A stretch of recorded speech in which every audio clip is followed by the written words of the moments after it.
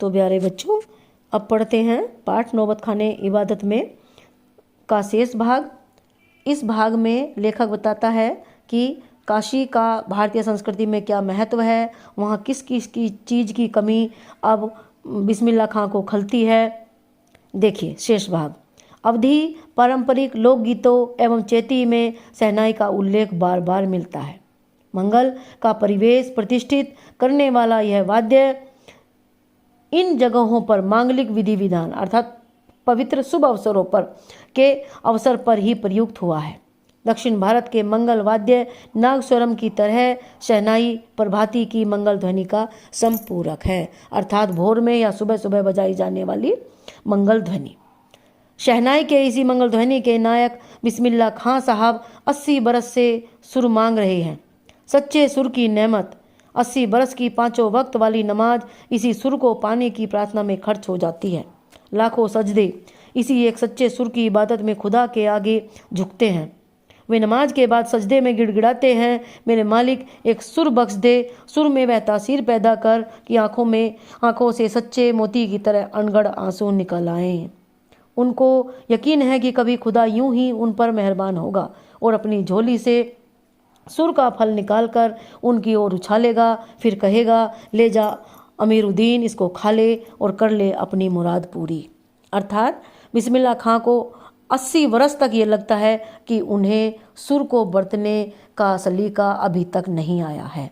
अर्थात सर्वश्रेष्ठ शहनाई वादक होते हुए भी वो ईश्वर से अपने लिए सच्चे सुर की कामना करते हैं, जिसे सुनने वाला डूब कर सुने और उसकी आंखों से मोती की तरह आंसू निकल आएं। अपने ऊहापोहों से बचने के लिए हम स्वयं किसी शरण, किसी गुफा को खोजते हैं जहां अपनी दुश्चिंताओं, दुर्बलताओं को छोड़ सकें और वहां से फिर अपने लिए एक नया तिलिस्म, नया चमत्कार गढ़ सकें। हिरन अपनी ही महक से परेशान पूरे जंगल में उस वरदान को खोजता है जिसकी गमक उसी में समाई है। ये कस्तूरी मृग का वर्णन है। उसे कस्तूरी की खुशबू आती है और उसे खोजने के लिए बाहर ढूंढता फिरता है। उसी प्रकार बिस्मिल्लाह खां को सर्वश्रेष्ठ शहनाई वादक होते हुए भी वे ईश्वर से अपने लिए सच्चा सुर मांगते रहते हैं। 80 बरस से बिस्मिल्लाह खां यही सोचते आए हैं कि सातों सुरों को बरतने की तमीज उन्हें सलीके से अभी तक क्यों नहीं आई, अर्थात सातों सुरों को बरतना उन्हें अभी तक नहीं आया। बिस्मिल्लाह खां और शहनाई के साथ जिस एक मुस्लिम पर्व का नाम जुड़ा हुआ है वह मुहर्रम है। मुहर्रम शिया मुस्लिम लोग मनाते हैं। मुहर्रम का महीना वह होता है जिसमें शिया मुसलमान हजरत इमाम हुसैन एवं उनके कुछ वंशजों के प्रति अजादारी अर्थात शोक मनाते हैं। पूरे 10 दिनों का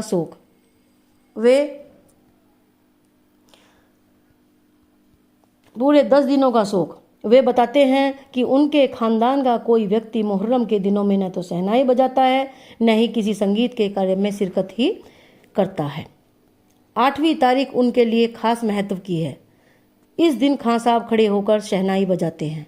वह दाल मंडी में फातमान के करीब 8 किलोमीटर की दूरी तक पैदल रोते हुए नोहा बजाते जाते हैं। इस दिन कोई राग नहीं बजता।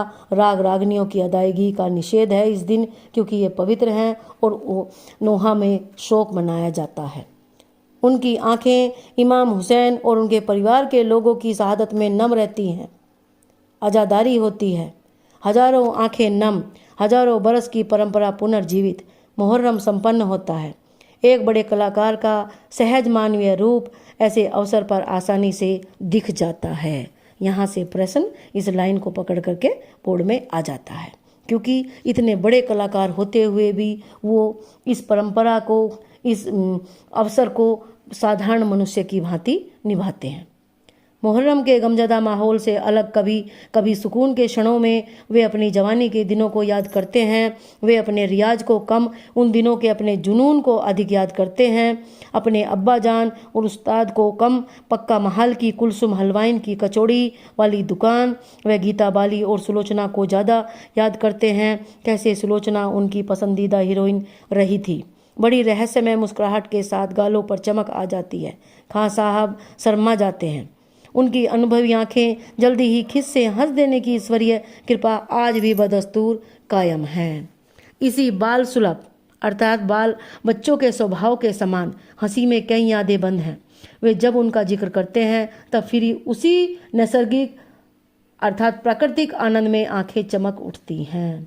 अमीरुद्दीन तब सिर्फ 4 साल का रहा होगा। छुपकर नाना को शहनाई बजाते हुए सुनता था। रियाज के बाद जब अपनी जगह से उठकर चले जाएं तब जाकर ढेरों छोटी बड़ी शहनाइयों की भीड़ से अपने नाना वाली शहनाई ढूंढता और एक एक शहनाई को फेंक कर खारिज करता जाता।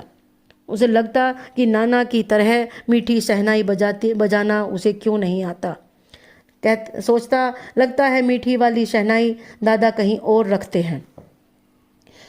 जब मामू अली बख्श खां, जो उनके उस्ताद भी थे, शहनाई बजाते हुए सम पर आए तब धड़ से एक पत्थर जमीन पर मारता था। सम पर आने की तमीज उन्हें बचपन में ही आ गई थी, मगर बच्चे को यह नहीं मालूम था कि दाद वाह करके दी जाती है। सम पर आने पर वाह वाह करके दाद दी जाती है, सिर हिला कर दी जाती है, पत्थर पटक कर नहीं। और बचपन के समय फिल्मों के बुखार के बारे में तो पूछना ही क्या। उस समय 3rd क्लास के लिए 6 पैसे का टिकट मिलता था। अमीरुद्दीन 2 पैसे मामू से, 2 पैसे मौसी से और 2 पैसे नानी से लेता, फिर घंटों लाइन में लगकर टिकट हासिल करता था। अर्थात पिक्चर देखने का बहुत शौक था बिस्मिल्लाह खां को।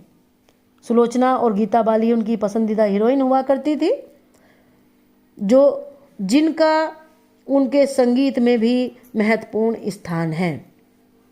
सुलोचना कुलसुम हलवाइन की कचौड़ी, जिसके कारण उन्हें आरोह अवरोह दिखा करता था संगीत का, और रसूलन भाई उनके उस्ताद, इनका महत्वपूर्ण स्थान रहा है। तो प्यारे बच्चों, शेष अगले भाग में। धन्यवाद।